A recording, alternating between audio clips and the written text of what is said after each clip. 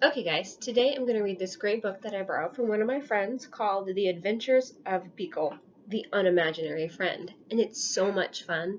I think you'll like it too. The Adventures of Beekle, the Unimaginary Friend. And this is one of the title pages, and it doesn't have any words on it, but it's pretty fun.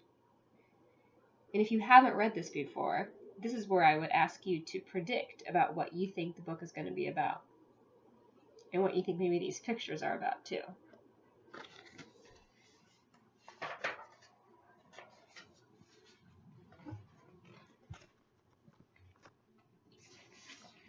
He was born on an island far away where imaginary friends were created.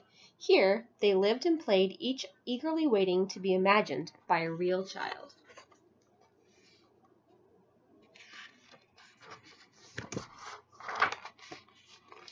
Every night he stood under the stars, hoping for his turn to be picked by a child and given a special name. He waited for many nights.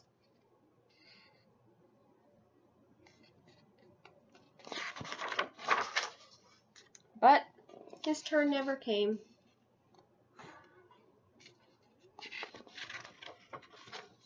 His mind filled with thoughts of all the amazing things that were keeping his friend from imagining him. So, rather than wait,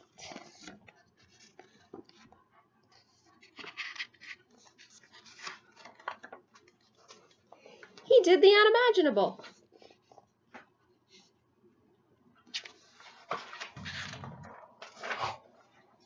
He sailed through unknown waters and faced many scary things. But thinking about his friend gave him the courage to journey on.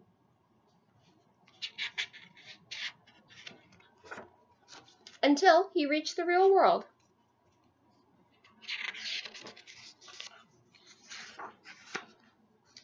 The real world was a strange place. No kids were eating cake.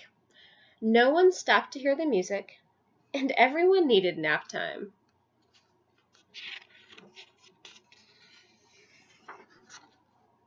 Then he finally saw something familiar, so he followed.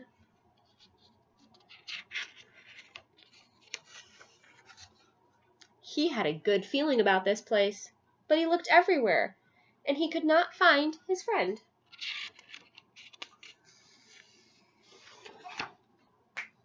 He climbed to the top of a tree and looked out, wishing and hoping his friend would come.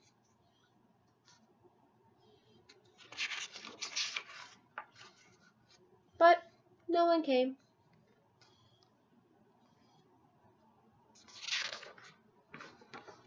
He thought about how far he'd come and how long he'd waited, and felt very sad.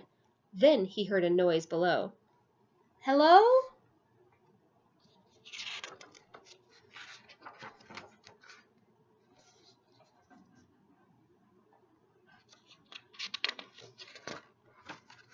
Her face was friendly and familiar, and there was something about her that felt just right.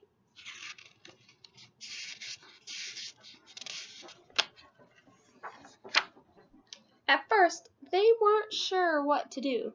Neither of them had made a friend before, but after a little while, they realized they were perfect together.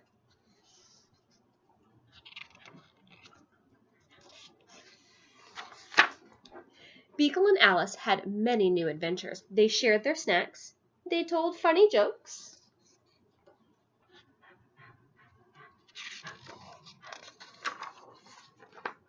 The world began to feel less strange.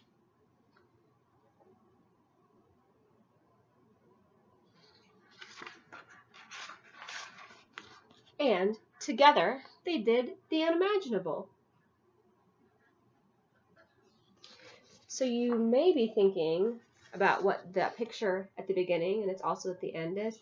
If you take a look, to me, it looks like all the kids with their different imaginary friends.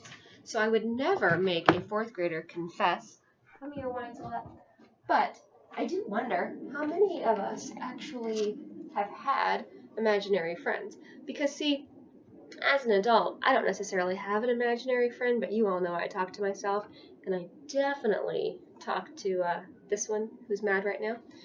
But when I was little, I used to pretend I was played teacher and pretended that my dolls and things were real, and I talked to inanimate objects. I guess I didn't know anthropomorphism just yet, but that's sort of what I like to do, right? Write about animals and make them alive like humans and give them human qualities. But if you have an imaginary friend, you do you, and if you don't, that's okay too. But I think one of the most important things is to not lose your imagination. So I hope that today you do something fun and silly that has absolutely no purpose whatsoever except to have fun. All right. We will see you when Sir Joseph Francis is not so hangry. Have a good day.